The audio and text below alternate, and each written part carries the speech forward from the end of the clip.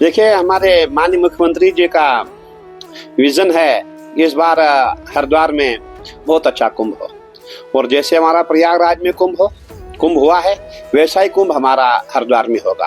प्रयास किया जा रहा है, हमारे जितने भी अधिकारी है सभी प्रयास में लगे। आज हमारी उनसे वार्ता हुई तो हमने यही कहा है कि देखिए, हमारा पूरा प्रयास रहेगा। 2027 में हम लोग खाली है, क्योंकि जब हमारा यहाँ का अर्ध कुंभ आता है उस समय हमारा उज्जैन का पूर्ण कुंभ आता है। परंतु इस बार 1 साल पहले ही जो है अर्ध कुंभ आ रहा है, इससे हमें कोई दिक्कत नहीं है। जितने भी संत महात्मा है सभी संतों को बुलाया जाएगा, पूरा आह्वान किया जाएगा, आओ कुंभ करें।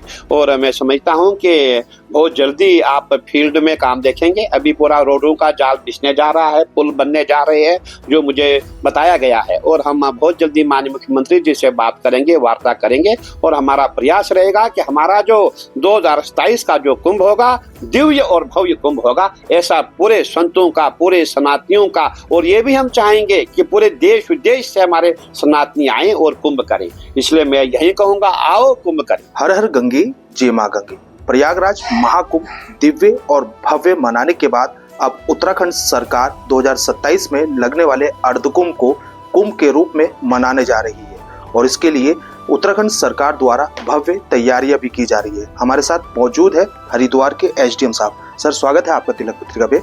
2027 में जिस तरह से सरकार ने अर्धकुंभ की जगह कुंभ की घोषणा की है, कितना बड़ा चैलेंज आप यहाँ मानते हैं? देखिए, अभी जैसे सबका रुझान भी हो चुका है, प्रयागराज में जो महाकुंभ हुआ उसके रुझान को देखते हुए वहाँ पे इतनी ज़्यादा अच्छी भीड़ रही, उसको देखते हुए हरिद्वार में हमें अभी से ही तैयारियां शुरू कर दी गई हैं। माननीय मुख्यमंत्री जी के निर्देशों के क्रम में माननीय मुख्यमंत्री जी द्वारा इस संबंध में 25 तारीख को बैठक भी ली जा रही है देहरादून में।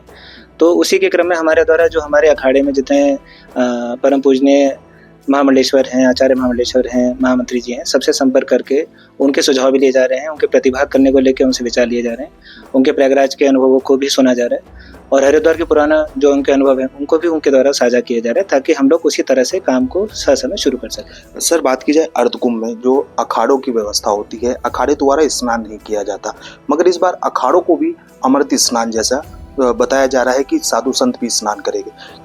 जब आप उनसे मिल रहे हो अखाड़ों के संतों से, तो उनकी तरफ से आपको क्या रुझान मिल रहा है? देखिए, इस संबंध में अभी समस्त अखाड़ों के द्वारा अपनी जो उनके अखाड़े के अंतर्गत जो बैठक की जानी है वो भी की जानी है। तो हमारे द्वारा तो बस सबसे एक बेसिक सुझाव लिए जा रहे हैं कि अगर हम लोग अपने कुंभ की जो तैयारी कर रहे हैं, किन किन बातों का ध्यान रखें, कौन कौन से स्थायी कार्य हैं जिनको अभी पहले से शुरू कराया जाना चाहिए, वो कौन कौन से कार्य रहेंगे। तो इस संबंध में तो अखाड़ों की अपनी बैठक, अखाड़ा परिषद की बैठक, माननीय मुख्यमंत्री जी के जो निर्देश प्राप्त होंगे उस हिसाब से उसका प्रतिभाग किया जाएगा। सर, क्योंकि अर्धकुंभ की तैयारियां कुछ अलग होती है, कुंभ की तैयारी अलग होती है, क्योंकि अब उत्तराखंड सरकार इसको कुंभ के रूप में मनाने जा रही है, तो भव्य तैयारी करनी पड़ेगी। तो अभी तक जो आपके द्वारा जो निरीक्षण भी किया जा रहा है, मौके पर जाकर देखा जा रहा है, क्या क्या ऐसी व्यवस्था है जो कुंभ में जरूरी चाहिए, क्योंकि अब समय ज्यादा बचा नहीं? देखिए, इसमें हर तरह के विभाग के द्वारा कार्य किए जाते हैं, लेकिन फिर भी कुछ विभाग ऐसे हैं जो बहुत ज़्यादा क्रिटिकल हैं। जैसे इसमें सभी प्रमुखता में आते हैं पीडब्ल्यूडी, सिंचाई विभाग, जल संस्थान, बिजली विभाग। तो जो हमारे पुराने घाट हैं जहाँ पे मरम्मत की आवश्यकता है, रेलिंग नहीं लगाई जानी है, या फिर टाइलों की सुधार की आवश्यकता है, उसमें भी कार्य किए जाएंगे। बहुत सारे हमारे स्थान ऐसे भी चिन्हित करे गए हैं जहाँ पे नए घाट बनाए जाएं, क्योंकि भीड़ हम लोग एक्सपेक्ट कर रहे हैं कि भीड़ काफ़ी ज़्यादा रहेगी।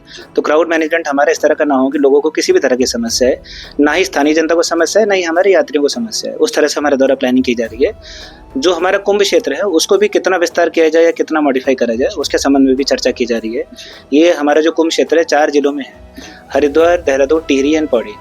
तो सबके जो भी संबंधित अधिकारी हैं सबको इस संबंध में निर्देश दिए जा चुके हैं। अगर वहाँ पे नए सेक्टर बनाए जाने हैं या पुराने सेक्टर्स में कुछ बदलाव किया जाना है तो सबके तरह सुझाव दिए जाएंगे। तो सर, क्राउड मैनेजमेंट सबसे बड़ी समस्या होती है, प्रयागराज में भी ये देखने को मिली है, और इसमें सबसे जो महत्वपूर्ण चीज होती है जो स्थायी पार्किंग होती है, और जो मेले के दौरान पार्किंग बनाई जाती है, साथ ही जो पुल वगैरह होते हैं जिससे श्रद्धालु आराम से स्नान कर सके, उसकी क्या तैयारी है?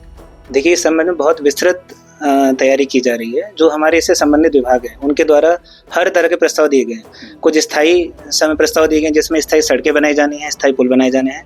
कुछ अस्थायी पुलों के बारे में प्रस्ताव दिए गए हैं। हमारे द्वारा सारे आश्रम और अखाड़ों में भी इस संबंध में विचार लिए जा रहे हैं कि उनकी तरफ से कौन से सुझाव हैं, कहाँ पे क्या कार्य किया जाना चाहिए, ताकि हम अपने प्रस्ताव को या तो नए प्रस्ताव लाएं या फिर पुराने प्रस्ताव में मॉडिफिकेशन करें। पार्किंग की समस्या को दूर करने के लिए, क्योंकि कावड़ का मेला आता है या और जो भी बड़े आयोजन यहाँ पर होते हैं, तो पार्किंग की सबसे ज्यादा दिक्कत देखने को मिलती है श्रद्धालुओं को। देखिए, अभी तक जो पुराने अनुभव रहे हैं यहाँ पे, उसमें मेन हरिद्वार के आसपास 8 से 10 किलोमीटर की रेंज में जो हमारे पार्किंग स्थल हैं वो तो इन जनरल रूटीन में यूज़ होते ही हैं। इस बार हम लोग जो तैयारी कर रहे हैं वो इस बात को भी ध्यान में रखते हुए कर रहे हैं कि अगर बहुत ज़्यादा भीड़ आ जाती है, कंजेशन की स्थिति उत्पन्न हो जाती है, तो हमारा जो रुड़की, लक्सर या नजीबाबाद की तरफ चिड़ियापुर तक, इधर हमारा भूपत वाला के आगे राय वाला, यहाँ पे भी हमारे द्वारा जगहों को चिन्हित किया जा रहा है कि आवश्यकता पड़ने पे वहाँ पे भी कार्य किया जा सके, पार्किंग की सुविधा वहाँ पे भी रहे, जहाँ पे शौचालय की व्यवस्था भी हो, पीने के पानी की व्यवस्था भी हो, बिजली की व्यवस्था भी हो। साफ सफाई की बात की जाए, क्योंकि हरिद्वार एक कंजेशन एरिया है, बहुत छोटा एरिया है, 2 पहाड़ियों के बीच में है, श्रद्धालु इतने आते हैं तो गंदगी का अंबार भी देखने को मिलता है। ऐसी क्या व्यवस्था होगी जिससे हरिद्वार स्वच्छ और सुंदर भी बना रहे?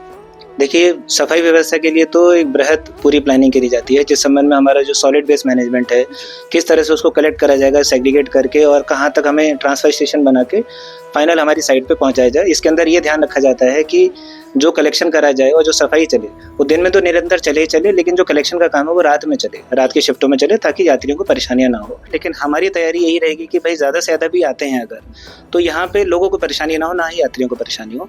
इसी संबंध में जैसे मैंने बताया कि हम सेक्टर्स की प्लानिंग इसी तरह से कर रहे हैं। बहुत ज़्यादा भी भीड़ आ जाती है, जैसे प्रयागराज में भी ऐसी स्थिति उत्पन्न हुई थी कि बसेस को, कार्स को, इनफैक्ट ट्रेन्स को भी रोका गया था और यात्रियों को काफ़ी पीछे भी उतारना पड़ गया था। तो हम लोग भी अपनी प्लानिंग इसी तरह से करके चल रहे हैं कि अगर बहुत पीछे भी लोगों को उतारना पड़ता है तो उनके लिए शटल बसेस की आवश्यकता पड़ती है, तो उसकी व्यवस्था करी जाएगी। पार्किंग्स में हमारी टॉयलेट की, पानी की, बिजली की व्यवस्था पहले से ही सुनिश्चित की जाए। मतलब वहाँ पे वाली इतनी तैयारी तो हो जाए कि अगर हमें तात्कालिक तौर पे जो व्यवस्था करनी पड़े तो हमारी ग्राउंड सिचुएशन तैयार रहे। तो माना जाए हरिद्वार का 2027 का कुंभ भी दिव्य और भव्य होगा।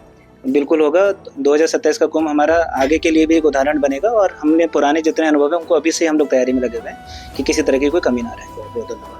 बिल्कुल, जिस तरह से इनके द्वारा बताया गया है, हरिद्वार का 2027 का कुंभ दिव्य और भव्य होगा। इसके लिए इनके द्वारा जो शासन और प्रशासन द्वारा जो तैयारियां की जा रही है उसे धरातल पर भी उतारा जा रहा है। देश के पहले धार्मिक न्यूज चैनल तिलक पत्रिका के लिए हरिद्वार से मैं आशु शर्मा।